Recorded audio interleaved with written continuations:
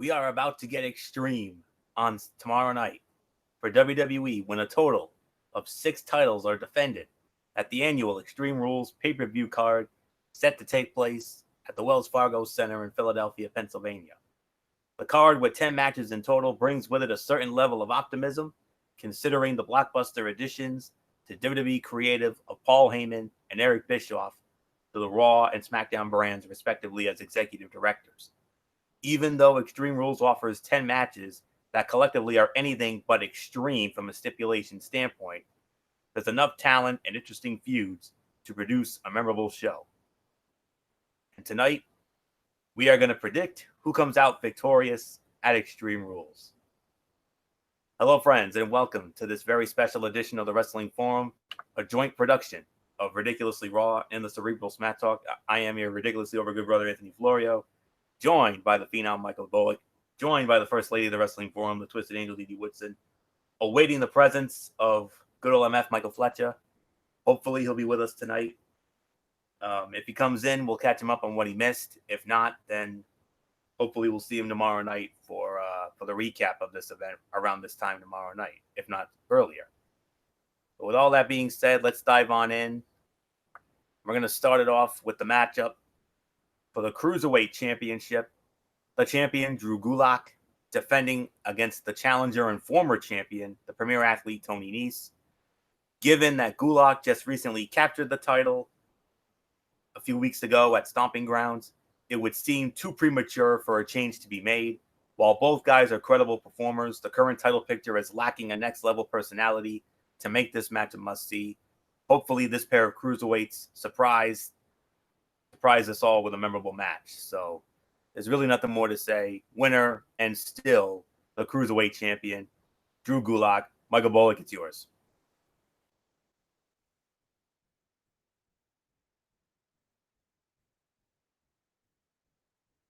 Bullock, are you with us? I'm right here. Yeah, I completely forgot about the whole thing. We're talking about the cruiserweight match, right? Yes. All right. Yeah. I got Drew Gulak winning this one as well. I mean, yeah, it would be too soon to have them take the title off of him, like you said, since he won it at Stomping Ground. So yeah, you pretty much touched on everything. So let's just move on, Florio, since Dee Woodson doesn't talk about the cruiserweights. Yeah, that's true. So, anywho, let's move on to. You can make an argument that's probably going to be the kickoff show match because they always put the cruiserweights on kickoff shows. Anywho, to the main card now, and we start off with a very interesting matchup here. Aleister Black squaring off against Cesaro. Michael Bullock, I smell a sleeper fight of the night right here. Yeah, I smell a sleeper fight of the night here too. I mean, based on the body of work of both of these men, I mean, this is Aleister Black's first singles match since the call up to the main roster. I mean, they've been doing these promos, and during all these promos, we keep wondering, well, when's he gonna finally get in the ring? And number two, who's gonna be knocking on that door? Well, someone did this past week, and it was Cesaro that answered the challenge. So yeah, it's going to be interesting to see. I mean, especially when you got the. I think the key here.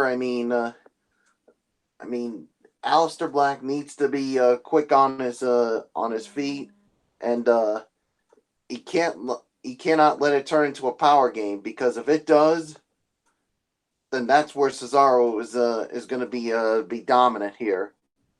So, but to me, there is no way you're going to have Aleister Black lose his first singles match, especially on a pay-per-view. So to me, I'm going to go with Aleister Black to win this match. And yeah, this is definitely going to be a sleeper fight of the night. So, Dee Woodson, I give it to you. Yeah, I agree. I think Black's going to walk away with it. And yeah, this could be the sleeper fight of the night. I mean, these guys through the promo last week, really, seemed to be into what this match. So we'll see what happens. Like I said, also you had Aleister Black dressed in black, Cesaro dressed in white, which is your classic good versus evil colors. So we'll just see what happens. So not much more I'm going to say about it. Florio, what's yours? I'm sure that some may have been a bit underwhelmed with the reveal of Cesaro as the one who knocks.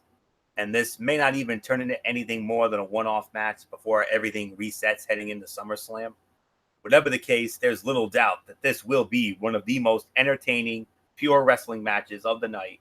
And it may very well steal the attention of the entire Philly crowd coming out. In the end, it seems as if they have some pretty big plans for Aleister Black going forward, and a victory over an incredible worker the likes of Cesaro is a good launching point. So I agree. I'm going with Aleister Black as well. Let's move on now to our next matchup, which Didi Woodson will start off with. It is the triple threat match for the SmackDown Tag Team Championship. The Planet's champions, the New Daniel Bryan and Rowan, defending against the New Day, Biggie and Xavier Woods. And, of course, All Night Tucker Knight and Otis Dozovich, Heavy Machinery. Didi Woodson, who's walking out with the SmackDown Tag Team gold? Well, I know I'd love to see, somebody new like Heavy Machinery get it, but I think Rowan and Bryan are going to retain, unfortunately. Whether it's a clean finish or not, that is debatable, but, I'm not going to go into that, how it ends or whatever, but I just have a feeling some way, shape, or form, whether they win or lose, they're walking out with the titles. So not much more I'm going to say about it. I'll toss it over to you. Well, when it comes to triple threat matches, there are no countouts or disqualifications. So let's just make that clear for anybody who may be watching for the first time. But I'm torn. My gut's telling me to agree with Didi Woodson, but at the same time, my heart is telling me to go with new champions here. I mean, the New Day really don't need another run with the titles. They've already had several. When it comes to the new Daniel Bryan, he's done a fantastic job as a tag team champion.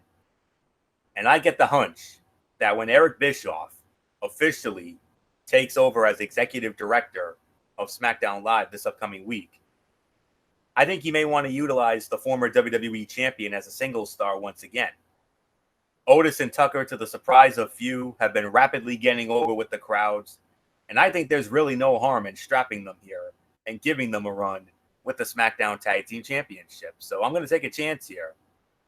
You remember at Stomping Grounds, they came very, very close to dethroning Bryan and Rowan as tag team champions on SmackDown Live, and they ended up stealing the dang show. Who would have thunk that? But nonetheless, I smell another potential show stealer here. I'm going to surprise some people here. I'm going to take the chance, and I'm going to say the winners and new SmackDown Tag Team Champions, All Night Tucker Knight, Otis Dozovich, Heavy Machinery. Bullock, simple question. You know the question. We always ask it on our shows. Who do you agree with? Do you agree with me and the new champs, or do you agree with Didi and Bryan and Rowan retaining? I'll tell you what, Florio. I mean, even before you just you said who was going to win, I was going to go with the same way too. And you know what? That's what I'm going with. I think Heavy Machinery. I mean, they came so close to pulling it off at Stomping Grounds, but I think they're going to get it done here. I mean, I think this is the time to drop the title off of Daniel Bryan and Eric Rowan. Maybe have Daniel Bryan back to being a singles competitor. So just have to wait and see how that goes. But to me, winners and new SmackDown Tag Team Champions, Heavy Machinery. So, Florio, let's move on. And Didi in the text chat said, I hope you guys are right. Well, I hope so too. But if Bryan and Rowan win, I wouldn't be surprised either. But, we're just going to have to wait and see. So, with that being said, we go from the SmackDown Tag Team Championship to the Raw Tag Team Championship. The champions, Scott Dawson, Dash Wilder, The Revival, defending against challengers and former multi-time tag team champions in their own right, Jimmy and Jay, the Usos. Wow, this is very tough to call here. There would be no qualms from me if WWE decided to put the titles on the Usos. I mean, I don't know if that move is necessary, especially so soon after the Revival won the straps in the first place. There are plenty of babyface tag teams against whom the Revival can feud. It's just that WWE isn't putting them on TV. The winners here may go a long way to determining the future of the Revival in WWE. But on the other hand, if you're looking at the potential shoot elements of the booking in this match, it'll be interesting to see whether an Usos victory meant the Revival was expected to leave WWE at the expiration of their contracts, which has been heavily rumored. Despite 2 turns with the Raw titles, the Revival has not exactly been booked into anything memorable, save for a 2-week stay in Shane McMahon's makeshift heel faction. A win for the Usos would see the titles go back to safe hands as the Usos continue to build their legacy. And, they can be another team that can say, hey, we've won both the Raw and SmackDown Tag Team Championship. I got a feeling they might want to do that. So, I mean, would I be surprised if the Revival somehow won this thing? I wouldn't. But I got this feeling they're gonna want to strap the Usos here, and I'd be okay with it. So, if I'm wrong, I'm wrong. Whatever. Winners and new Raw Tag Team Champions, Jimmy and Jay, the Usos, and Michael Bullock for the Revival. It's simply going to be welcome to the Uso Penitentiary. And that's exactly where they're going, because I 100% agree with you. I got the Usos winning this match and becoming the new Raw Tag Team Champions, and yeah, so there's really nothing more to say. So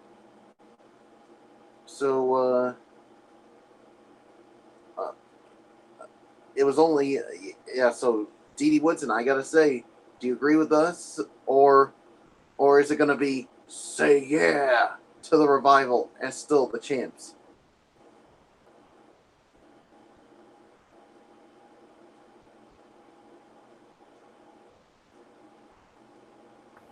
Didi, are you there? Didi? Lost sound. Oh, okay. All right. Probably gonna have to step out and step back in because she said she lost sound. So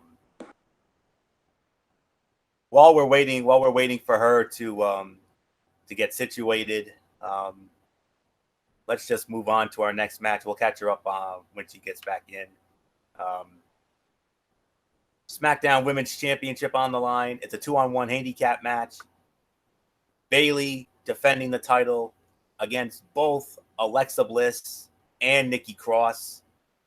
Michael Bullock, I mean, now there's a reason for this.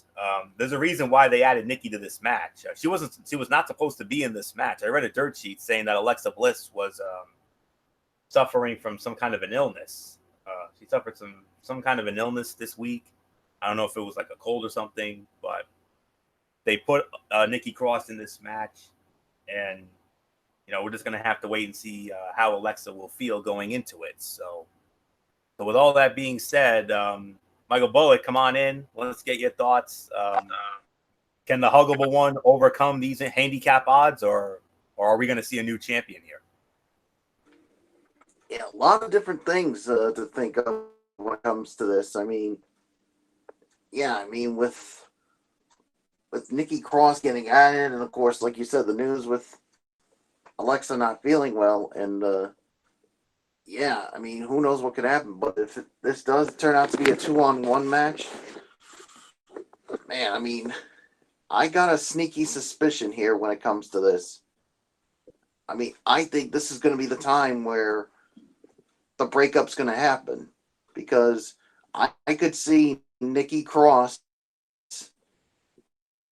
basically get ready to possibly go for the pin, and then Alexa Bliss is probably going to say, no, this is my pinfall, I'm taking it. And then just as the ref goes for the 3 count, Nikki pulls Alexa off, and that's when Nikki's going to finally realize she gets double cross, and then this is where I think Bayley's going to take advantage of it. So to me, winner and still the SmackDown Women's Champion, it's the huggable one, Bayley. So I guess I'm going to... back in.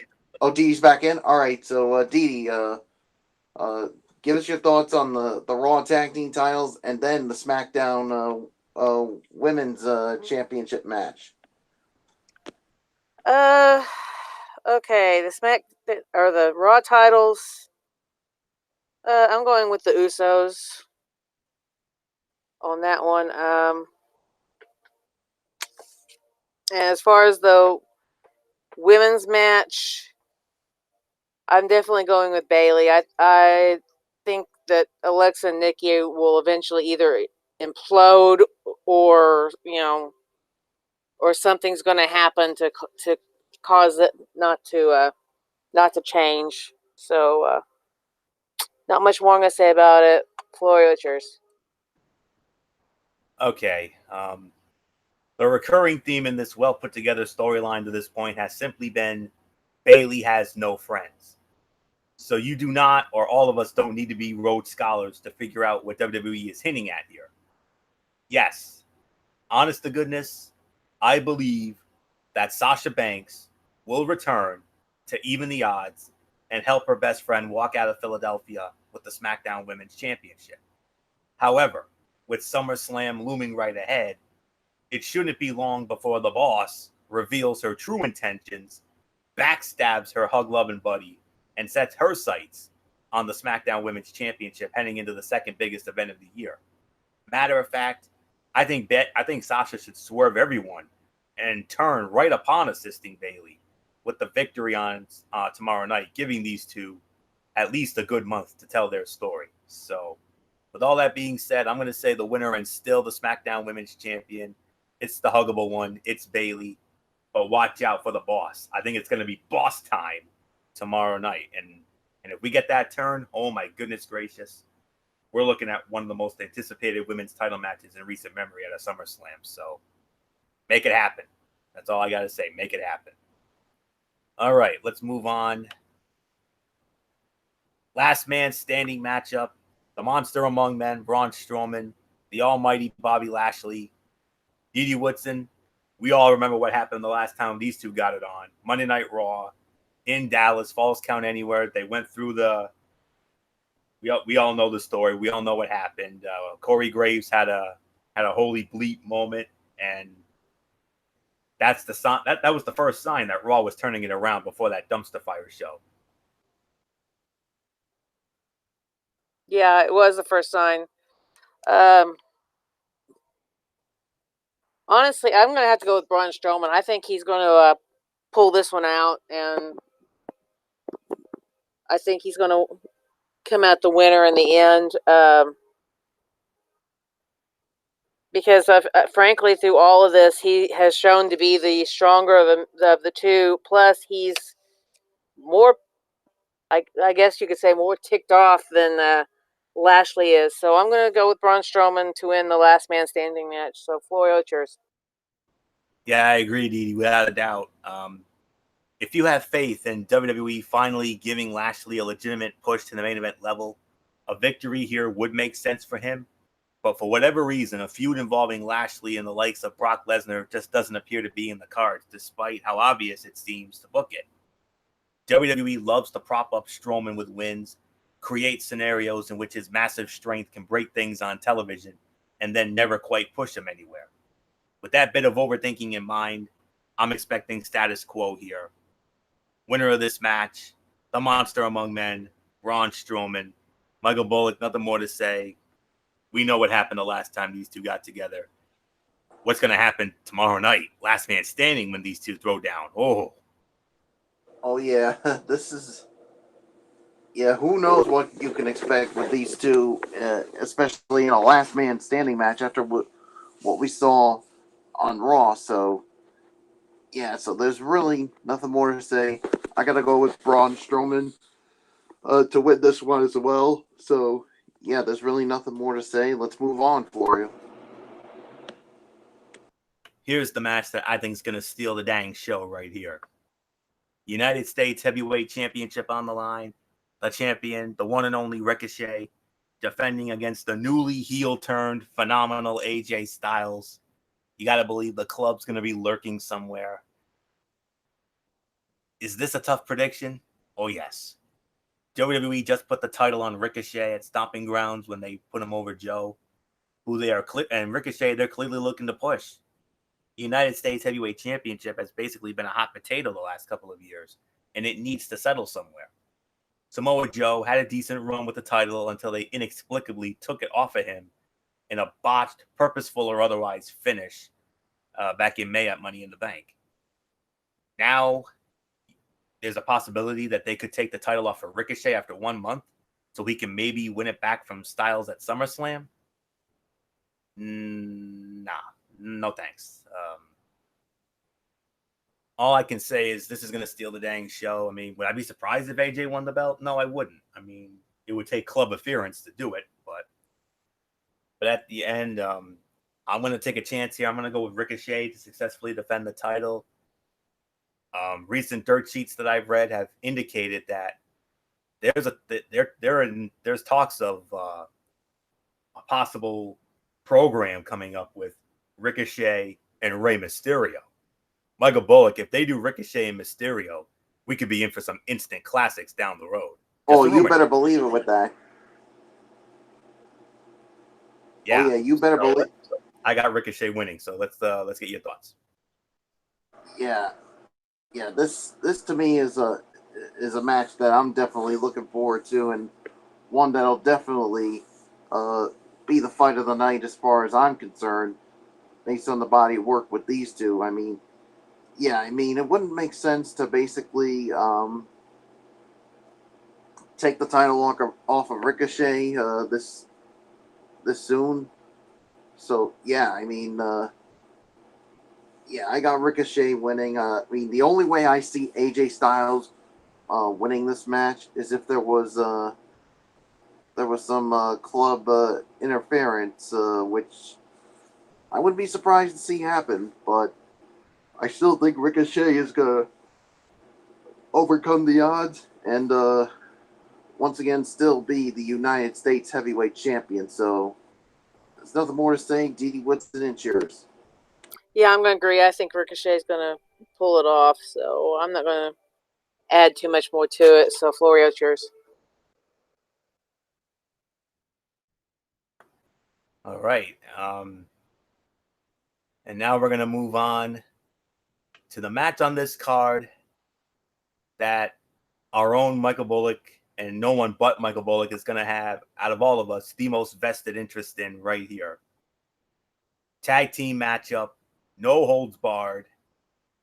The best in the world, Shane McMahon, and the Scottish psychopath Drew McIntyre against, and I'm not kidding you, the newly named Graveyard Dogs, Roman Reigns and The Undertaker. Gee, I wonder why Bullock's going to have the most vested interest in this matchup. Oh, that's right. His man, The Undertaker, and of course, his newfound hatred for Shane O'Mac. I mean, nobody hates him more than he does. So, Michael Bullock, come on in. I wonder who you're gonna go with in this matchup. I can't put my finger on it. Who are you going with here? I'm scratching my head here. Yeah. Well, first off, Florio, remember the last time when The Undertaker and Shane O'Mac were in the same ring? Who will ever forget? Hell in a Cell, WrestleMania 32, 97,000 people at AT&T Stadium. Who will ever forget it? Yeah, and you were torn. And remember when we were doing our preview show? You were torn. I was torn. You wanted the. Yes. You said. I remember you said that. I can't pick a winner because I love The Undertaker. He's my guy forever and forever. But I really want Shane McMahon to win because if he wins, he gets control of Monday Night Raw and he could be our savior. Oh, how the mighty have fallen 3.5 years later. And I think this decision here is going to be much easier for me than it was back then. Yeah, I mean, everybody was surprised when The Undertaker showed up to help Roman Reigns when the Undertaker alone took out when he took out Shane McMahon and the Scottish Psychopath, and everybody was wondering, why is the Undertaker involved in this? Obviously, WWE wanted to have the Undertaker. They wanted to bring him back to do some, just to get the ratings up. So, yeah, and then and the Undertaker said that he had a little bit of respect for Shane, but it's the pride and or the ego and the money that has made Shane McMahon who he is. And yes, you know of my hatred for Shane McMahon, even more now. And basically, Kevin Owens basically spoke for all of us after his rant. So, to me, I am a little concerned. I mean, with this being a no-holds-barred match, especially with the Undertaker's age, but I still think he's going to find a way to get it done along with the big dog.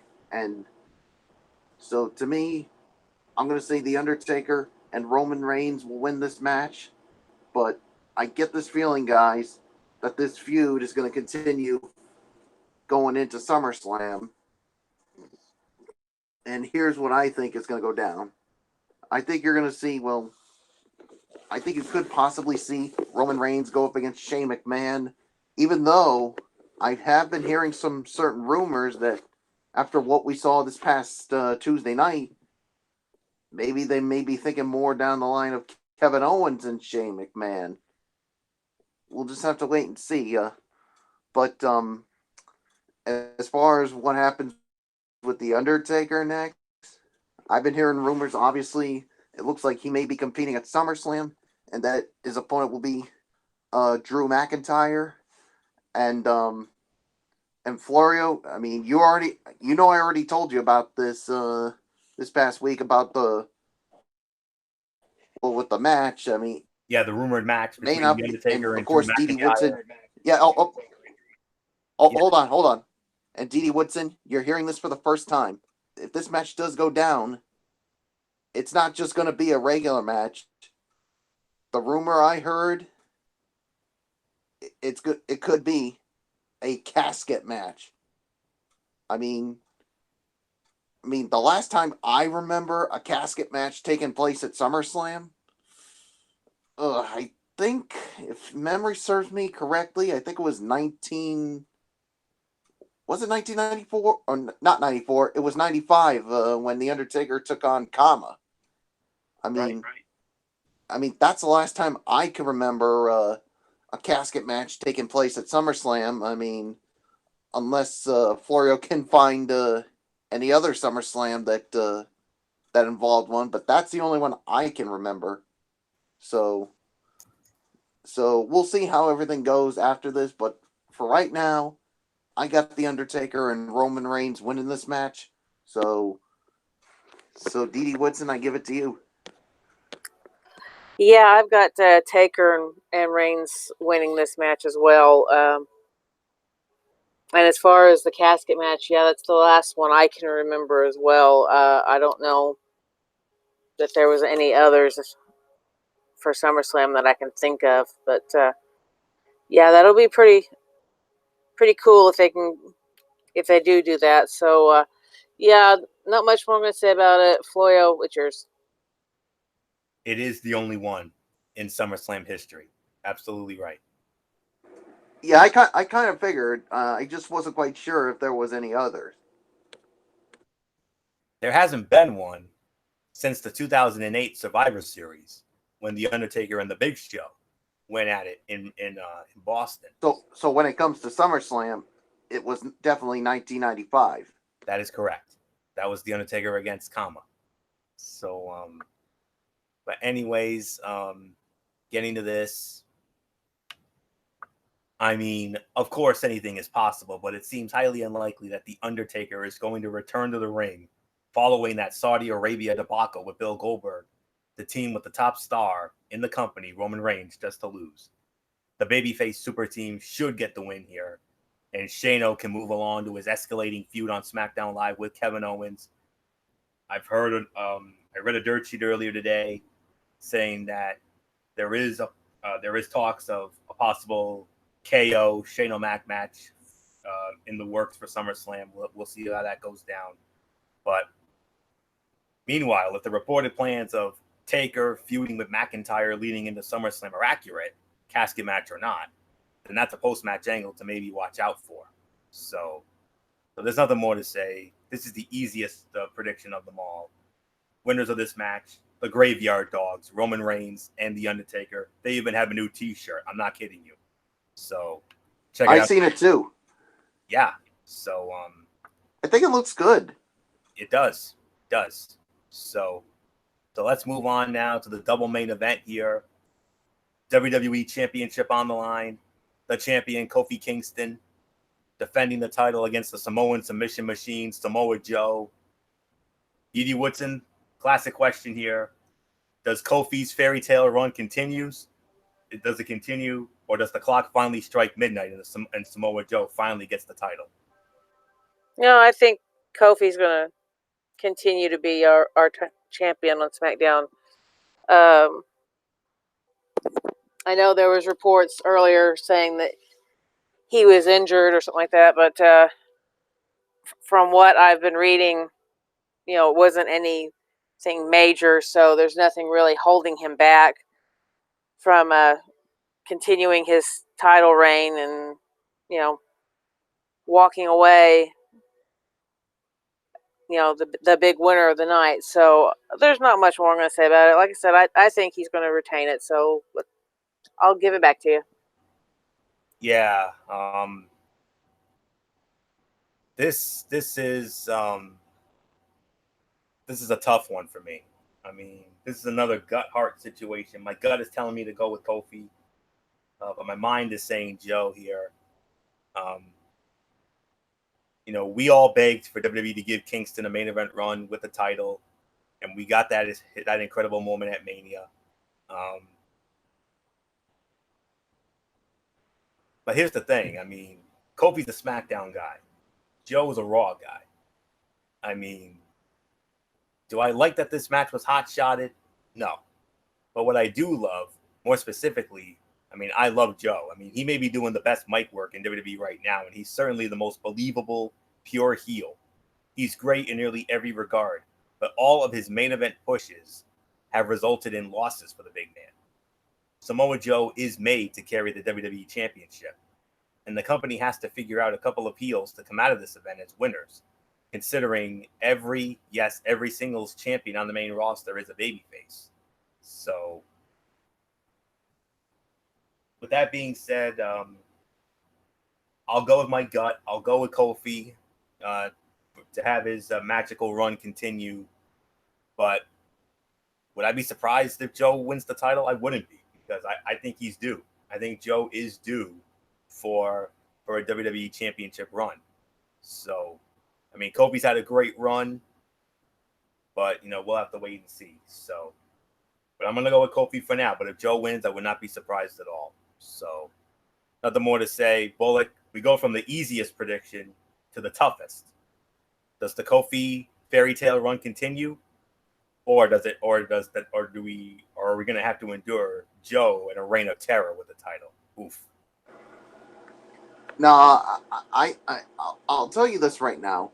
If Samoa Joe was still on SmackDown Live, then I would say, yeah, I would go with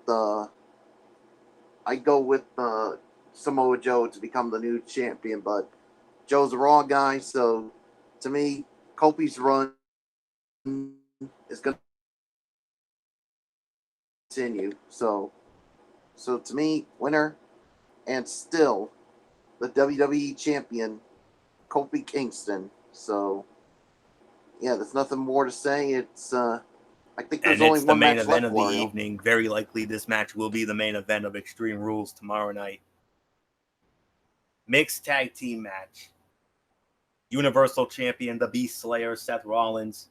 The Raw Women's Champion and Seth Rollins' girlfriend, the man, Becky Lynch. Squaring off against Constable Bleepface, Baron Corbin, and the sassy Southern Belle, Lacey Evans. Universal and Raw Women's Championships are on the line. Winner take all, mixed tag, and this match will be contested under Extreme Rules. Yes, sir. Both titles are on the line.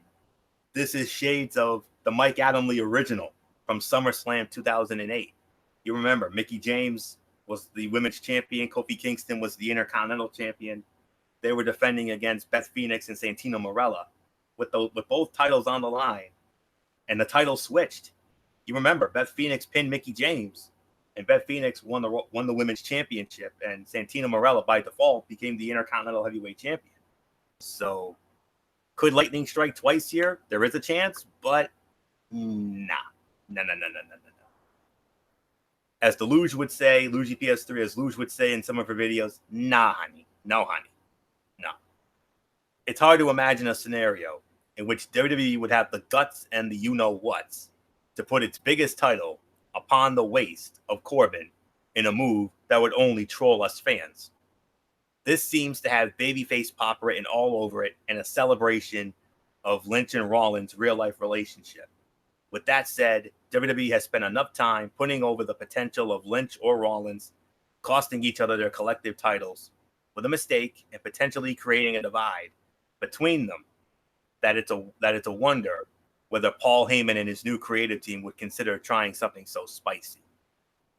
Nonetheless, I think this has the potential to be a fun match. With this being an Extreme Rules match, this could go all over Philly. So there's really nothing more to say for me. There's only one way for this to go. Winners of the match, still champions, the Beast Slayer, Seth Rollins, and the man, Becky Lynch.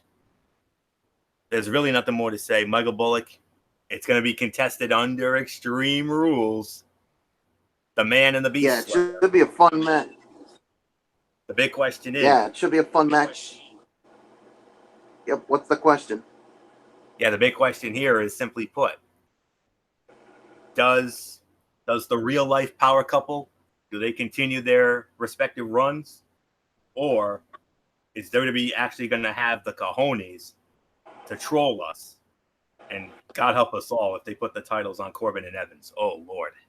Well, I'll tell you what, Florio. If that happens, watch out on Sunday night, because I will go on a rant on this, because to me, you have two undeserving people of becoming champions. One, Lacey Evans, because of her claiming that she's a lady. Yeah, right, with the way she is. But the biggest nightmare would be with Constable Bleepface holding that Universal title, who we've said, Florio, is well undeserving of it. I mean, especially after what he did to your show. Oh yeah, he was the one who turned Monday Night Raw from must-see television to no-see television, snoozer fest everything. Yeah, to a dumpster fire. I mean, and he had no remorse over it. Of course not. And Vince McMahon actually has the gall and the nerve to push this guy because of his looks, because he's a guy that he says that women swoon over this guy. No, honey, no. Well, first off, what the hell is Vince McMahon drinking, or what the hell is he smoking? That's that dirt I told you about, Bullock. Oh, I know that, but really, I'm like, what the hell is this guy drinking, and what the hell is he smoking? I mean, is he puffing the Magic Dragon? I mean, goodness gracious. I mean, pushing this guy because of his good looks? No. You push someone that has good talent. And Baron Corbin is nowhere near close to it. As far as I'm concerned. Ricochet, on the other hand, is. Yeah, Ricochet has 10 times the talent than this douchebag has. So I'm just going to put it short and sweet. Winners and still champions, the Beast Slayer, Seth Rollins, and the man, Becky Lynch.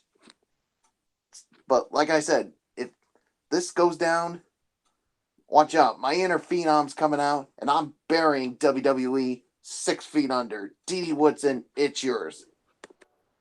No, I agree. I think Rollins and Lynch are going to walk away with it. It is way too soon to put anything on Lacey Evans. I mean, she was just called up, and her first match was against Becky Lynch. I mean, come on. She really hasn't proven herself to be anything other than a sidekick right now because, look at what she did. She helped Charlotte get the win for Bayley to pin Charlotte. And then basically the rest of the time she's lost to Becky Lynch. She hasn't been able to win to Becky Lynch. All she's been able to do is just kind of be the sidekick to whoever they put her on with. And all because she is a blonde. Because Vince has a thing for blondes. So, yeah, I really think Seth and Becky's going to retain it. And, don't even get me started on Baron Corbin because I'll start the rant tonight if we get on to that idiot. So I'm not even going to touch that with a 10-foot pole tonight. So, yeah, Florio, just go ahead and take it. All right, and that will put the bow on this special edition of the Wrestling Forum, our WWE Extreme Rules 2019 Preview Edition. We want to thank you all so very much for tuning in. Join us again tomorrow night, hopefully on good old MF Michael Fletcher's channel, Brace Fan 95, for the recap immediately following Extreme Rules. And then Monday night, we'll be back here on the Tone 25 for Ridiculously Raw, all the fallout from Extreme Rules, and then we start the road to the SummerSlam. My Tony's take on 205 Live, and then from there, either Tuesday or Wednesday, depending on MF's work schedule, the Cerebral Smack Talk, SmackDown Live's fallout from Extreme Rules, and maybe MF will have a Mikey's Mindset. We'll see. And then Friday night, of course, Strictly Sports. So that's it. So until tomorrow night for the recap of Extreme Rules with MF on Brace Fan 95, it's your ridiculously over good brother Anthony Florio here for the Phenom Michael Bullock, for the Twisted Angel Didi Whitson, and in spirit, good old MF Michael Fletcher, and the hardcore pipe bomb himself, DF from RI401, Derek Ferrera. You know the routine, everybody. Thumbs up. Talk to you later. Yeah, throw it up Fortune 4 style. Bye for now, my friends. God bless. Be good to each other. Have a blessed Sunday. And until tomorrow night for the Extreme Rules recap over on MF's channel, Brace Fan 95, you've been listening and watching our Extreme Rules preview edition of the Wrestling Forum right here on the Tone 25 and YouTube.com. And remember, no matter what anyone tells you, wrestling is indeed actually real. For everybody who's been a part of this one, for now, Anthony Florio, so long. Bye, everybody. Bye.